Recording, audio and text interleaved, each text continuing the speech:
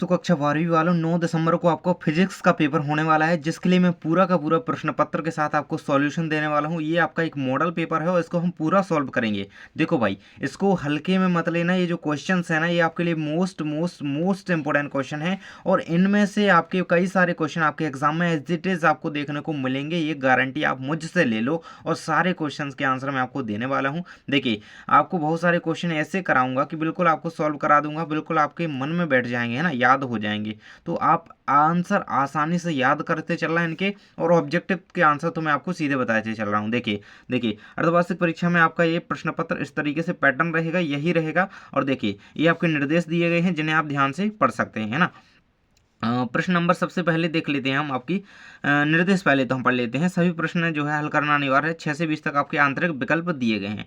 1, 2, 4 में प्रत्येक 6 अंक हैं, मतलब 1 और 2 और 4 में प्रत्येक के लिए 6 अंक निर्धारित हैं। उप प्रश्न के लिए 1 अंक निर्धारित है। ध्यान दीजिएगा इन सभी को, है ना। और देखिए, 7वां कहता है जहां आवश्यक हो वहां साफ और लेबल किए गए चित्र बनाइएगा।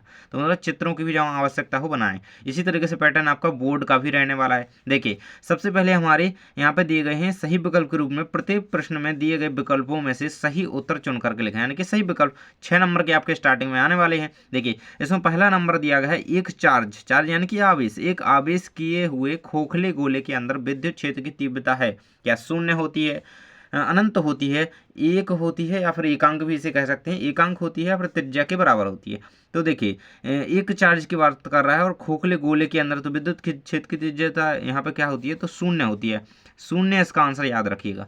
नेक्स्ट हमारा क्वेश्चन आ जाता है धारा घनत्व का ऐसा ही मात्रक। देखो भाई, ऐसा ही मात्रक एक ना एक पूछा जाने वाला है और आपका एक आध विमीय सूत्र हो सकता है ना। तो ये बिल्कुल से सारे याद करके रखना। ऐसा ही मात्रक आने ही वाला है ना। धारा घनत्व की एसआई इकाई क्या है? मतलब कूलम प्रति मीटर है, कूलम प्रति मीटर स्क्वायर है, एम्पियर प्रति मीटर स्क्वायर है। तो क्या हो जाएगा? धारा घनत्व की बात कर रहा है तो एम्पियर। धारा का क्या होता है? एम्पियर। और घनत्व का है प्रति मीटर स्क्वायर। इसका आंसर यहाँ पे आपको लगा देना है। अगला है आपका, किस यंत्र में गैल्वेनोमीटर की कॉइल के साथ उच्च प्रतिरोधी श्रेणी में जोड़ा जाता है? किसे जोड़ा जाता है भाई? तो वोल्ट मीटर, एमीटर या प्रतिरोधक बक्सा।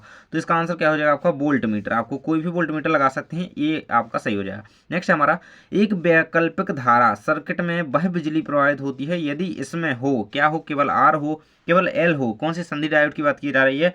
आर एल हो, आर सी। तो इसका आंसर क्या हो जाएगा? R L. याद रखना भैया बिल्कुल से है ना। वैकल्पिक धारा की बात की जा रही है, अल्टरनेटिव करंट, है ना। वह बिजली में प्रवाहित होता है यदि क्या हो? इसमें आर और एल हो। नेक्स्ट है आपका, तरंग सदिश व्यक्त किया जाता है, कैसे करते हैं भाई उसे? है ना, ओमेगा बराबर 2 पाई/टी, या सी बराबर P/T, सी बराबर 2 पाई, के बराबर 2 पाई/टी। यही आपका आंसर है भाई, है ना। तरंग सदिश की बात कर रहा है तो क्या है?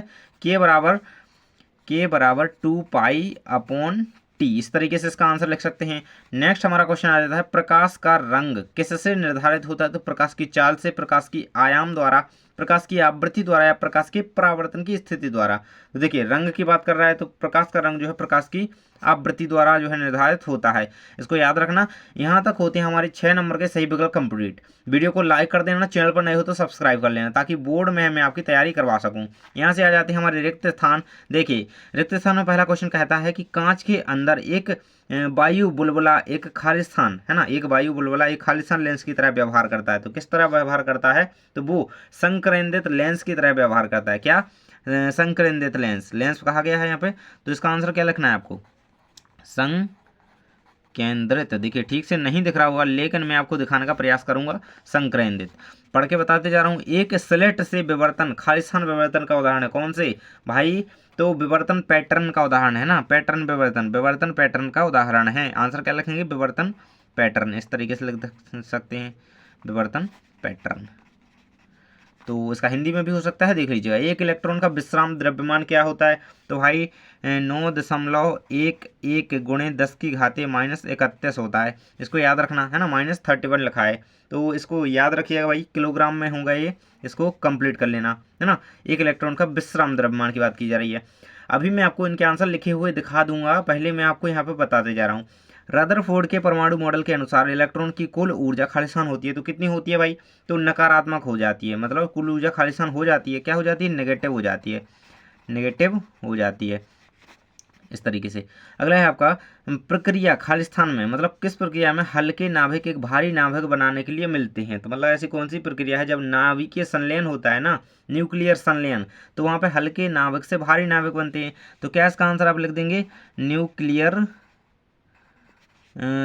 संलयन लिख देना है आपको, इसका आंसर है ना संलयन, नाभिकीय संलयन, यही इसका उत्तर हो जाएगा भाई कंप्लीट। नेक्स्ट हमारा अर्धचालक की प्रतिरोधकता, इसमें अशुद्धियां जोड़ने पर खालिस्तान होती है, तो क्या होती है, घटित होती है। इस पर अशुद्धियां हो जोड़ने पर क्या होती है, घटित होती है, इस तरीके से। तो देखिए 2 नंबर के प्रश्न के उत्तर ये रहेंगे आपकी स्क्रीन पर। देखिए थोड़ा ठीक से नहीं दिख रहा होगा, लेकिन आपको देखिए मैं दिखाने का प्रयास करूंगा, ये रहेंगे। पहले का आंसर क्या हो जाएगा आपका, संकेंद्रित लेंस विवर्तन पैटर्न, ये आपका दिया गया है विश्राम द्रव्यमान इलेक्ट्रॉन का। और रदरफोर्ड के क्या हो जाता है, ऊर्जा जो है नेगेटिव हो जाती है, न्यूक्लियर संलयन यानी कि नाभिकीय संलयन, और ये क्या है जोड़ने पर घटित होती है, तो याद रखना इनको। आगे हमारे आ जाते हैं सत्य असत्य। देखिए पहला दिया गया है सत्य असत्य का चयन कीजिए। गामा किरणों की प्रवेश क्षमता सबसे कम होती है, तो नहीं होती है भाई, तो ये आपका क्या रहेगा, असत्य रहेगा। इसको आप क्या असत्य नकार देंगे, इस तरीके से असत्य इसका आंसर लिख देंगे। चलिए आगे के क्वेश्चन देख लेते हैं। तो अब आ जाता है हमारा ऑप्शन नंबर 2, मतलब दूसरा नंबर क्वेश्चन आ जाता है सत्य सत्य का। कहता है कि हाइड्रोजन परमाणु की आयनीकरण ऊर्जा -13.6 ईवी होती है, तो ये आपका बिल्कुल सत्य रहेगा, इसको सत्य आपको आंसर लिख देना है। अगला है हमारा फोटोनिक उत्सर्जन के लिए क्षारीय धातुओं का उपयोग किया जाता है, तो ये भी आपका सत्य रहेगा, है ना, क्षारीय धातुओं का ही यूज किया जाता है फोटोनिक उत्सर्जन के लिए। हस्तक्षेप धब्बे समान दूरी पर होते हैं भाई, तो हस्तक्षेप धब्बों की बात की जा रही है, ये भी आपका जो है सत्य रहेगा। नेक्स्ट है जब एक लेंस को तरल में डुबो दिया जाता है तो इसकी शक्ति जो है बढ़ जाती है, तो ये हमारा असत्य रहेगा, क्योंकि तरल में डुबोने पर लेंस की शक्ति बढ़ती नहीं है। तो इस तरीके से सत्य सत्य के स्क्रीनशॉट ले सकते हैं, ये रहेंगे आपके। इसके बाद हमारी सही जोड़ियाँ आती हैं। देखिए इनके आंसर आपको कंप्लीट करके ही जाना है भाई। इनमें से देखिए मैं कह सकता हूँ इनमें से आपके 2 हो सकती हैं या 3 हो सकती हैं, आपके बिल्कुल एग्जाम में आने वाली हैं भाई। देखो कॉलम ए और बी में दी गई है खगोलीय दूरदर्शी की आवर्धन शक्ति, तो भाई क्या होती है, इसकी जोड़ी आपकी मिल जाएगी -1, है ना, -1 यहाँ पे दिया गया है, ये रहेगा आपका +D/F, ये है ना, माइनस हो गया यहाँ पर शायद 1 +D/F, यही इसकी जोड़ी पहले से ये से मिल जाएगी। सेकंड है आपका सरल सूक्ष्मदर्शी की आवर्धन शक्ति क्या होती है, तो 1/2 ये रहेगी आपकी, CV नहीं होती है, ε0E2, ये याद रखिएगा, है ना, B एप्सिलॉन। नेक्स्ट है आपका संयुक्त सूक्ष्मदर्शी की, इधर सरल की पूछी गई, ये संयुक्त की है, तो भाई इनमें डिफरेंस याद रखना, नहीं तो अपोजिट करके आ जाओ और चक्कर में बिलोड़ जाओ, ये नहीं करना, ये C की रहेगी, है ना, 1/2 CV²। चालक का जो ऊर्जा घनत्व होता है वो क्या होता है ना, ये आपका इसका आंसर रहेगा आपका 1/2 CO। भाई इसका आंसर कहाँ है आपका, ये रहेगा इसका आंसर, है ना, ये नहीं है इसका आंसर भाई, इसका कौन सा है, इसका आंसर आपका ये वाला रहेगा शायद, ये चालक की ऊर्जा घनत्व ये रहेगा, है ना। इसके बाद नेक्स्ट क्वेश्चन हमारा चालक की, मतलब ये 4 का हो जाएगा, डी का हो जाएगा, है ना। इसमें थोड़ा डाउट है मुझे, तो आप लोग क्लियर करा देना, अगर गलत हो तो बता दीजिएगा। चालक की संभावित ऊर्जा क्या होती है, तो चालक की संभावित ऊर्जा उसके सामने ही दी गई है। और विद्युत प्रवाह का मान क्या होता है, तो ये भी आपके सामने दिया गया है ना, एफ का। तो इस तरीके से हो जाती है, इसमें थोड़ा डाउट है तो आप उसे क्लियर कर दीजिएगा। इस तरीके से ये जोड़ियाँ आपकी दी गई हैं यहाँ पर, इन्हें कंप्लीट कीजिएगा। इसके बाद एक शब्द या वाक्य में उत्तर आ जाती हैं। देखिए 5 नंबर के आने हैं ये आपके। यदि किसी पदार्थ की चुंबकीय संवेदिता 0.5 है तो यह किस प्रकार का पदार्थ है, तो भाई यह जो है परामैग्नेटिक, है ना, क्या है, परामैग्नेटिक पदार्थ है।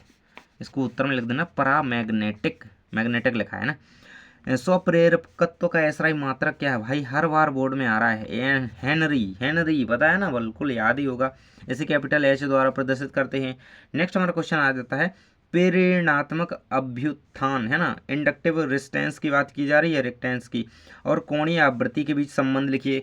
तो इसको बिल्कुल से याद रखना है, इसका जो संबंध है इसका, ये आप याद रखिएगा, ये आपके सामने दिया गया है, ये रहेगा आंसर भाई, है ना। ये आपको ओमेगा, है ना, XL = ω/L, ये रहेगा आपका, इसको याद रखना, ये संबंध है आपका, है ना, प्रेरणात्मक अभ्युत्थान में और किसमें, कोणीय आवृत्ति में, याद रखना। नेक्स्ट हमारा प्रवाह की कमल औसत मान और पीक मान के बीच संबंध लिखिए। तो इसका आंसर आपका हो जाएगा, देखिए ये आपका आंसर रहेगा, बिल्कुल गोली में आपको दिख रहा होगा, थोड़ा चमक नहीं पड़े इस पर, इसके लिए मैं, अरे भाई लीजिए, है ना, ये रहेगा आपका आंसर, डी का आंसर ये रहेगा आपका। नेक्स्ट है हमारा भाई उस परिघटना का नाम बताइए जो विकिरणों की कणीय प्रकृति को प्रदर्शित करती है। तो फोटोलाइटिक है ना, फोटो इलेक्ट्रिक जो प्रभाव होता है ना, वो होता है ये याद रखना, फोटो इलेक्ट्रिक प्रभाव है ना, जो विकिरणों की कणीय जो है स्थिति को दर्शाती है वो परिघटना फोटो इलेक्ट्रिक प्रभाव कहलाती है। इसको याद रख लेना।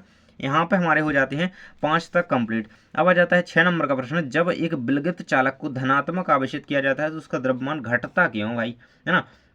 इसका आंसर मैं आपको दिखा देता हूँ, ये रहेगा आपके सामने। देखिए आंसर दिया गया है, जब एक विलगित चालक को क्या किया जाता है, जब एक विलगित चालक को क्या भाई कहा धनावेशित किया जाता है ना, तो उसका आवेश जो है घटता क्यों है। देखिए अब आपको ठीक दिखेगा थोड़ा, ये कंप्लीट कर लीजिएगा आप इसका थोड़ा, है ना, इतना दिया गया है। इसके बाद हमारा अब ये थोड़ा पेपर नहीं दिखेगा यार, सही लाइट कर दी बंद मैंने तो। देखिए दो विद्युत बल रेखाएं कभी एक दूसरे को नहीं काटती क्यों, इसका आंसर आपका दिया गया है अथवा वाले का, ये कर लीजिएगा, है ना। दो विद्युत बल रेखाएं एक दूसरे को नहीं काटती क्योंकि विद्युत बल रेखाएं एक निरंतर और अपव्यवहारिक दिशा में फैलती हैं, इसको याद रखना, ये कंप्लीट कर लेना। इसके बाद अगला क्वेश्चन था आपका, एक विद्युत प्रतिरोध है ना, विद्युत प्रतिरोध और विशिष्ट प्रतिरोध के बीच अंतर लिखिए, इसे कंप्लीट कर लेना। आंतरिक प्रतिरोध की परिभाषा लिखिए, है ना, इसे भी कर लेना। और देखिए इनके आंसर मेरे पास अभी नहीं है लेकिन इनको आपको कर लेना है। अब इतने क्वेश्चन हो जाते हैं। इसके बाद मैं आपको कितने कौन से आपके 10वें नंबर के प्रश्न का उत्तर दिखा सकता हूँ, वो मेरे पास अभी उपलब्ध है तो मैं आपको उत्तर दिखा देता हूँ। तो 10 नंबर का प्रश्न है, निम्नतम आवृत्ति वाली विद्युत चुंबकीय तरंग का नाम और एक उपयोग लिखिए अथवा में विस्थापन धारा क्या है ना, इसकी परिभाषा सूत्र। देखिए ये रहेगा आपके सामने 10वें का उत्तर, यहाँ पर रहेगा, है ना, निम्नतम आवृत्ति वाली विद्युत चुंबकीय तरंग का नाम और उसका उपयोग दिया गया है रेडियो प्रसारण हेतु और टेलीविजन प्रसारण हेतु इसका उपयोग किया जाता है। विस्थापन धारा अथवा वाला क्वेश्चन था, है ना, इसका सूत्र आपको लिख लेना है और ये परिभाषा आपको दी गई है, सूत्र जरूर से, क्योंकि यार वो जो फ्रैक्शंस वाले क्वेश्चन होते हैं ना, वो टाइप करने में ना दिक्कत आती है, बहुत टाइम लग जाता है। मैं आपको जल्दी जल्दी में ये क्वेश्चन पेपर लेकर के आया तो मैंने सोचा यार छोड़ो अभी, है ना, आप लोग कर लेना। अगला क्वेश्चन है आपका, हाइड्रोजन परमाणु का स्पेक्ट्रम कई रेखाओं में होता है ना।